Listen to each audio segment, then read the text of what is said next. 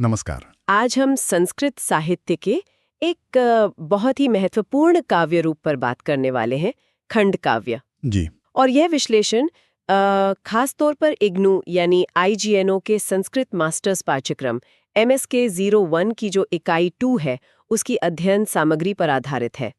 तो जो भी श्रोतागण इस कोर्स का हिस्सा है, मुझे लगता है उनके लिए ये चर्चा काफी उपयोगी रहेगी। बिल्कुल। हमारा लक्ष्य है खंडकाव्य के सार को समझना, मतलब ये है क्या, महाकाव्य से ये अलग कैसे है, और संस्कृत के जो महान कवि हुए हैं उन्होंने इस विधा का कैसे इस्तेमाल किया। पिछली इकाई में हमने महाकाव्य की वो विशालता, वो व्यापकता देखी थी। आज हम काव्य के एक ज्यादा केंद्रित, शायद कहें तो तीक्ष्ण रूप पर ध्यान देंगे। जी हाँ। तो चलिए इस विषय को जरा खोल कर समझते हैं। खंडकाव्य शब्द सुनकर अक्सर लगता है कि शायद ये कोई अधूरा काव्य होगा, पर ऐसा तो नहीं है, है ना? जी हाँ, बिल्कुल सही कहा आपने। ये खंड शब्द जो है वो अधूरेपन का सूचक नहीं है, बल्कि ये जीवन के किसी एक खंड या कह ले कि एक अंश पर केंद्रित होने की बात करता है। अच्छा। खंड काव्य असल में प्रबंध काव्य का ही एक भेद है, लेकिन महाकाव्य की तरह इसमें नायक का पूरा जीवन या किसी वंश की पूरी कहानी नहीं होती। इसकी सबसे बड़ी विशेषता ही यही है कि यह मानव जीवन की किसी एक खास घटना, कोई मार्मिक घटना या किसी एक पक्ष को चुनता है और बस उसी का चित्रण करता है पूरी तरह से। तो मतलब ये सिर्फ लंबाई का फर्क नहीं हुआ, ये विषय वस्तु के चुनाव का भी फर्क है। निश्चित रूप से लंबाई तो है ही, पर ज्यादा महत्वपूर्ण है विषय का चुनाव। कवि किसी घटना विशेष से इतना प्रभावित हो जाता है कि वो उसी खंड को, उसी हिस्से को अपने काव्य का आधार बना लेता है। अच्छा। और इसकी कथा भी देखिए, वो सीधी चलती है, तेजी से अपने अंत तक पहुंचती है। इसमें महाकाव्य की तरह वो बहुत सारी सहायक कथाएं या लंबे लंबे वर्णन, उसकी गुंजाइश थोड़ी कम होती है। तो मतलब फोकस ज्यादा रहता है। हाँ, फोकस ज्यादा रहता है। अक्सर एक ही छंद का प्रयोग होता है पूरी रचना में। हालांकि ऐसा जरूरी नहीं, कई छंद भी हो सकते हैं, पर हाँ, मुख्य कथा ही केंद्र में रहती है। अच्छा। आचार्य विश्वनाथ का जिक्र आता है साहित्य दर्पण में। उन्होंने कहा है, खंड काव्यम भवेत काव्यस्य एक देशानुसारी च। इसका मतलब फिर यही हुआ कि जो काव्य के किसी एक अंश या पक्ष का अनुसरण करे। बिल्कुल। विश्वनाथ की ये परिभाषा बहुत छोटी है, पर इसमें सार है। यहाँ एक देशानुसारी का मतलब ही यही है, जीवन के एक पक्ष का वर्णन। और इसमें महाकाव्य के जो लक्षण हैं वो सीमित रूप में स्वीकार किए जाते हैं। जैसे सर्गों में विभाजन हो सकता है, पर उतना बड़ा, उतना विस्तृत नहीं। और जाहिर है, आकार में यह महाकाव्य से छोटा होता है। अच्छा। आचार्य रुद्रट ने भी, जिन्होंने काव्य को महत और लघु में बांटा था, उन्होंने भी लघु प्रबंध या खंड काव्य के लिए कहा कि ये पुरुषार्थ चतुष्टय, मतलब धर्म, अर्थ, काम, मोक्ष, इनमें से किसी एक लक्ष्य पर फोकस करता है और एक ही मुख्य रस पर आधारित होता है। तो विश्वनाथ की परिभाषा असल में इसी विचार को बहुत संक्षेप में कह देती है। और ये अपने आप में पूर्ण होता है, मतलब महाकाव्य के किसी सर्ग जैसा नहीं कि पहले वाले पर निर्भर हो। नहीं, बिल्कुल नहीं। ये अपने आप में एक संपूर्ण इकाई है, किसी पर आश्रित नहीं है। एक और सवाल जो अक्सर मन में आता है, खासकर जब हम मेघदूत या गीत गोविंद जैसे काव्यों की बात करते हैं, कि ये गीति काव्य और खंड काव्य क्या ये एक ही चीज है? इस पर स्रोत सामग्री में भी अलग अलग मत मिलते हैं। हाँ, ये एक महत्वपूर्ण बिंदु है और इस पर विद्वानों में मतभेद रहा है। ये सही है। कुछ विद्वान हैं जैसे कपिलदेव द्विवेदी जी, वो शास्त्रीय दृष्टि से गीति काव्य को खंड काव्य ही मानते हैं। अच्छा। वहीं उमाशंकर शर्मा ऋषि जैसे जो आधुनिक समीक्षक हैं, वो इनमें थोड़ा भेद करते हैं। और वाचस्पति गैरौला जी का मत है कि गीति काव्य वो खंड काव्य का ही एक विशेष प्रकार है। तो हम इस चर्चा के लिए क्या मानकर चलें? देखिए, इस चर्चा की स्पष्टता के लिए और जो इग्नू की अध्ययन सामग्री है उसको ध्यान में रखते हुए हम वाचस्पति गैरौला जी के मत को आधार मान सकते हैं। ठीक है। कि गीति काव्य खंड काव्य का ही एक प्रकार है, जिसमें गेयता यानी गाने की क्षमता, रागात्मकता यानी इमोशन, और आत्मानुभूति यानी पर्सनल फीलिंग, ये चीजें प्रमुख होती हैं। इससे हमें मेघदूत और गीत गोविंद जैसे काव्यों को समझने में आसानी होगी, भले ही शास्त्रीय स्तर पर यह बहस अपनी जगह चलती रहे। हाँ, ये वर्गीकरण चर्चा को आगे बढ़ाने में मदद करेगा। जी। और गीति काव्य अक्सर मुक्तक पद्यों में होते हैं, मतलब स्वतंत्र श्लोक, जिनका अर्थ समझने के लिए आपको पिछले या अगले श्लोक पर निर्भर नहीं रहना पड़ता, जैसा ध्वन्यालोक में भी कहा गया है। इसके दो मुख्य भेद भी स्रोत में बताए गए हैं। एक तो है श्रृंगार मूलक गीति काव्य। इसमें प्रेम, विरह, सौंदर्य, स्त्रियों के हाव भाव ऐसी चीजें होती हैं, जैसे मेघदूत, श्रृंगार शतक, अमृत शतक, गीत गोविंद। अच्छा। वह दूसरा है स्तोत्र काव्य या भक्ति काव्य। इसमें अपने आराध्य देव की स्तुति होती है, जैसे शिव महिमन स्तोत्र, सूर्य शतक, कनकधारा स्तोत्र वगैरह जी। और इसका उद्भव तो देखा जाए तो ऋग्वेद की स्तुतियों तक जाता है। अच्छा, तो परिभाषा और गीतिकाव्य से इसका क्या संबंध है, ये समझने के बाद अब जरा ये देखते हैं कि कवियों ने इस एक पक्षीय काव्य रूप को असल में कैसे इस्तेमाल किया। कालिदास से ही शुरू करते हैं ना। उन्होंने महाकाव्य भी लिखे और खंड काव्य भी। जी बिल्कुल। ऋतुसंहारम को अक्सर कालिदास की पहली रचना माना जाता है। कहा जाता है कि इसमें शायद बाद की रचनाओं जैसी वो परिपक्वता नहीं है, पर इसका खास महत्व क्या है और ये विवाद क्यों है कि ये कालिदास का है भी या नहीं? देखिए, इसका विशेष महत्व इस बात में है कि ये संस्कृत की पहली ज्ञात रचना है जिसमें भारत की सभी 6 ऋतुओं का स्वतंत्र रूप से और क्रम से वर्णन मिलता है। अच्छा, ये पहली है। हाँ, ऐसा माना जाता है। 6 सर्ग हैं, उनमें ग्रीष्म से लेकर बसंत तक हर ऋतु का बड़ा सुंदर चित्रण है।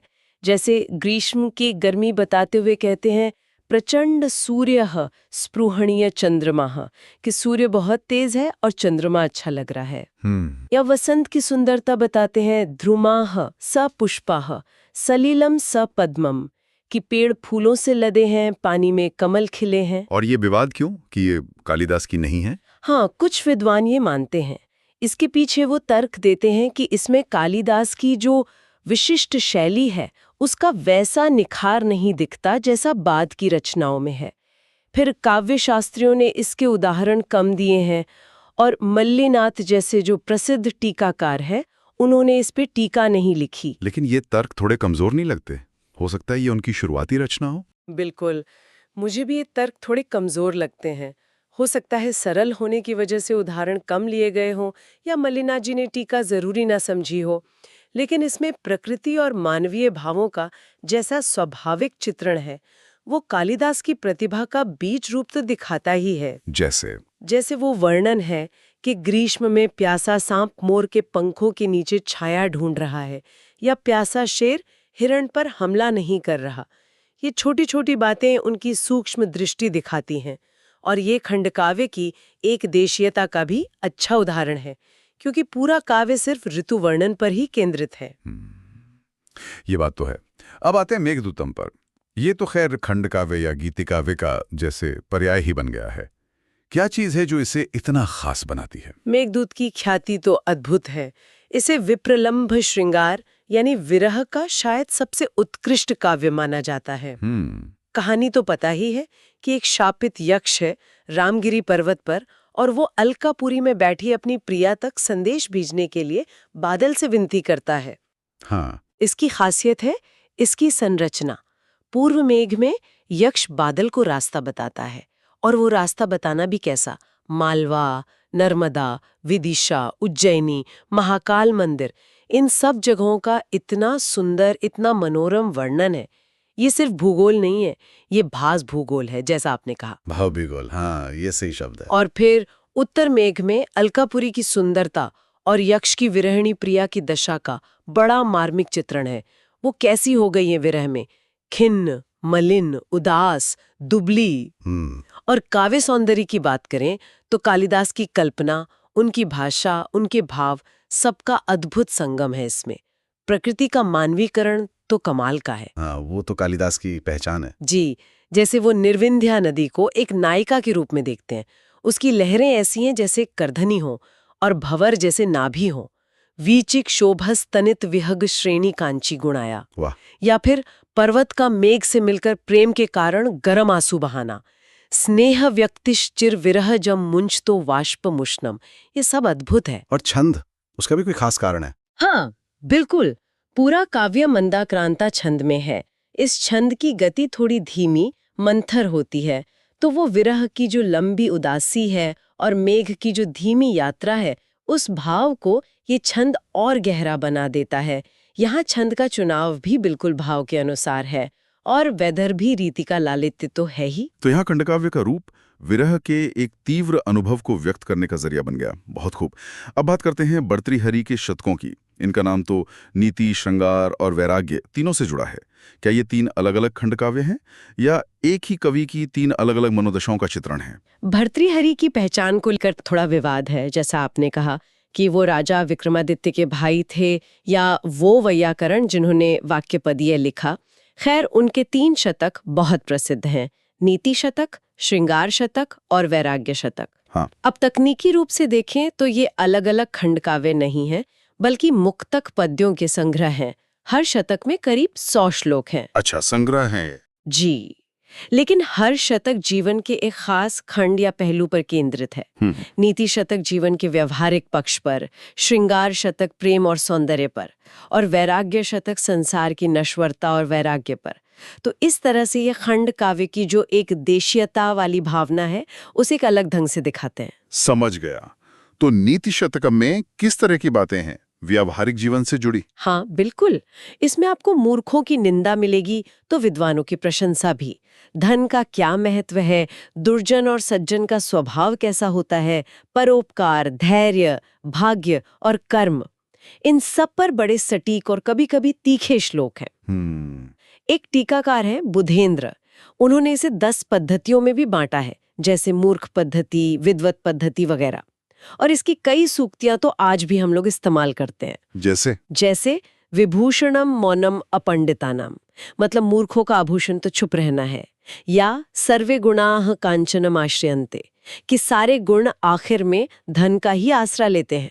ये जीवन के व्यवहारिक सच को बिना लाग लपेट के कहते हैं। हाँ, ये तो बहुत प्रसिद्ध हैं।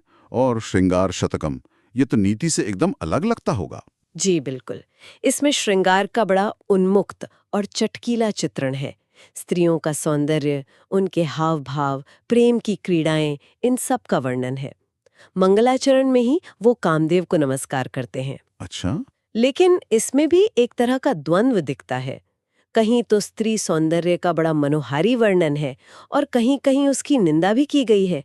जैसे एक श्लोक है, स्मृता भवती तापाया, कि याद करने पर ताप देती है, देखने पर पागल करती है, छूने पर मोह में डालती है। वो प्रियतमा कैसी हो सकती है? अरे, ये विरोधाभास तो बड़ा रोचक है। क्या ये उनके अपने जीवन के किसी द्वंद्व को दिखाता है? कोई कहानी है इसके पीछे? संभव है। वो जो किंवदंती है ना, कि उन्होंने अपनी रानी पिंगला के विश्वासघात के कारण वैराग्य ले लिया था, अगर उसे माने तो ये श्रृंगार और फिर बाद में वैराग्य का द्वंद्व समझ में आता है। हाँ, हो सकता है। ये दिखाता है कि कैसे एक ही कवि जीवन के अलग-अलग खंडों को अनुभव कर सकता है और फिर उन्हें अपने काव्य में ढाल सकता है। इसमें वसंत जैसे ऋतुओं का उद्दीपक वर्णन भी मिलता है। और फिर तीसरा शतक आता है वैराग्य शतकम। जी, ये पूरी तरह से सांसारिक मोह माया से विरक्ति और वैराग्य पर केंद्रित है। इसमें भोगों की निस्सारता बताई गई है, काल की प्रबलता, संतोष का क्या महत्व है, ये सब। इसमें भी कोई खास बात? हाँ, इसमें वृद्धावस्था का बड़ा यथार्थ चित्रण है कि कैसे शरीर सिकुड़ जाता है, चाल ढीली पड़ जाती है, दांत गिर जाते हैं। गात्रम संकुचितम गतिर्विगलिता। और वो कहते हैं कि दुनिया में ज्ञानी लोग ईर्ष्या में डूबे हैं, राजा लोग घमंड में और बाकी सब अज्ञान में। इसलिए अच्छी बातें सुभाषित मन में ही रखे रखे पुरानी हो जाती हैं। बोद्धारो मत्सरग्रस्तः। वाह, क्या गहरी और थोड़ी कड़वी बात कही है। जी, भर्तृहरि की भाषा सरल है, प्रवाहमयी है और शार्दुल विक्रीडित उनका प्रिय छंद है, जो उनकी बातों को एक गंभीरता, एक वजन देता है।